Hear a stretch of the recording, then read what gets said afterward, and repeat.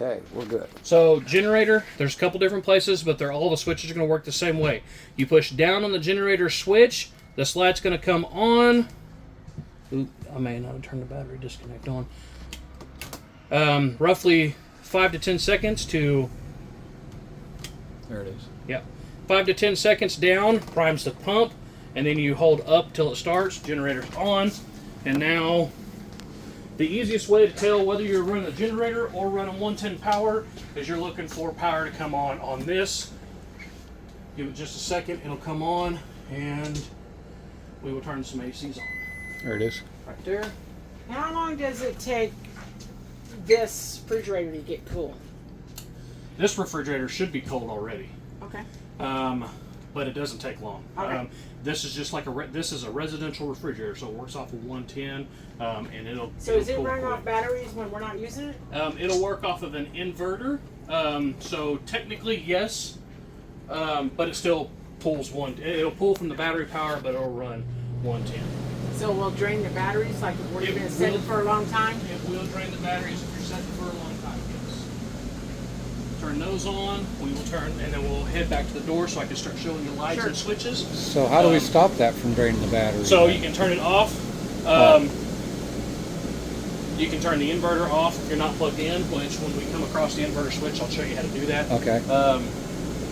I know there's one in here. I just don't remember exactly where it is.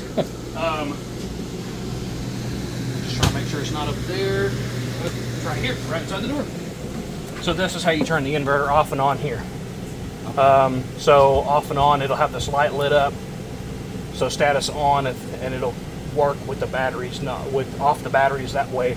Right now, it should be working off the generator. So, Okay. Okay. excuse me. Fire extinguisher located here. You have a smoke detector, runs right out of a 9-volt battery, runs right there. Battery disconnect. So if you're storing the unit, you can disconnect the coach battery. What that does is it shuts all power off to everything inside. Okay. If you're using the unit, turn it on. The way you'll have access to the inside of the unit.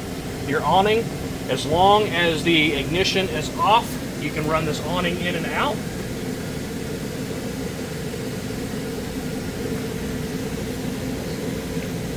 And it will go all the way out, and it'll have a little flap that shows you are fully extended.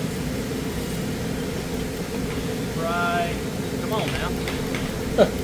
It's right there, just don't want to come down. But that flap means it's all the way out. Now these, they do have, so being an electric motor, and I'll just show you real quick, they will run themselves up backwards. I say that, and this one's not going to. A lot of them will run themselves up backwards if you give them time. Just make sure that the awning fabric is on the top side of the tube is what you're looking for when you're going in with it.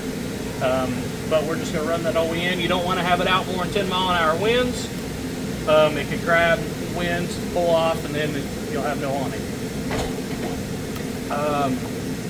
Entry step is a switch that I was talking to you about. That's the override step to where you leave that out. Oh, okay. Outside lights is going to be the porch light that's right here. Aisle light, going to be lights here, and I do believe it has another one that's right here. Oh, yep. And then you have an awning light, and there's an LED strip that's on the awning is what the Oh, really? awning light is. Yes. Okay. Okay. This here pulls out, locks up there.